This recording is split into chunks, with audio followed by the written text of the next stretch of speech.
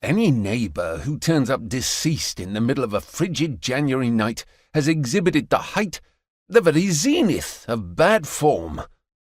Axel Belmont announced this thesis to his horse, for Ivan had never been known to contradict one of the professor's opening statements. "Said bad form," Axel went on, "would be surpassed only by a fellow who has the effrontery to complain of the inconvenience resulting from that neighbour's poorly timed death. Even if that fellow had been summoned from his late-night glass of wine among his dearest companions, all of whom hailed from the family Rosace.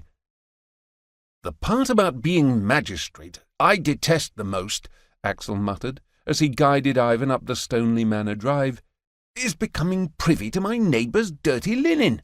Mind the footing, horse. You are laden with precious cargo." Precious shivering cargo. Axel's estate bordered the Stoneleigh property, but by the lanes that was still nearly 2 miles of slow-going in fresh snow. An Arctic wind did nothing to improve Axel's mood, nor did the thought of his grafts, abandoned in the warmth of his glass-house not 30 minutes earlier. He brought Ivan to a halt in the Stoneleigh stable yard, and Ambers, the Stoneleigh head groom, stomped out of the barn. "I'll take your horse, Mr. Belmont. Very bad business at the manor tonight, very bad indeed." "No arguments there, Ambers. Hay for my intrepid steed. I don't know how long I'll be." An eternity of the figurative sort at least, for a man who was cold, tired, and more interested in flowers than felonies.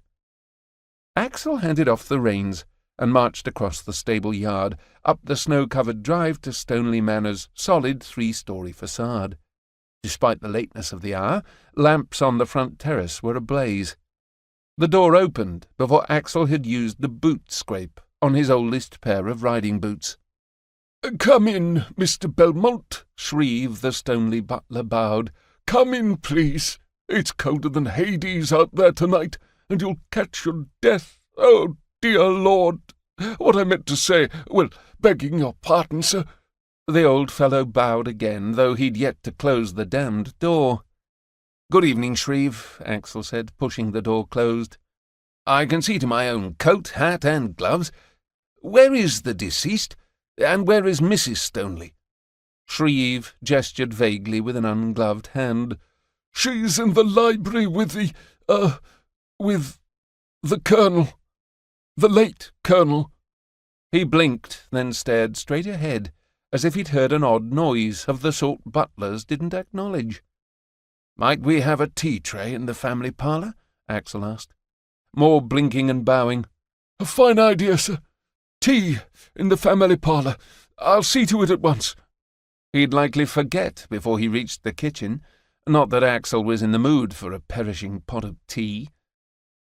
Axel had been an occasional visitor at Stoneleigh Manor in years past, so he made his way to the study unescorted, knocked once, and let himself in.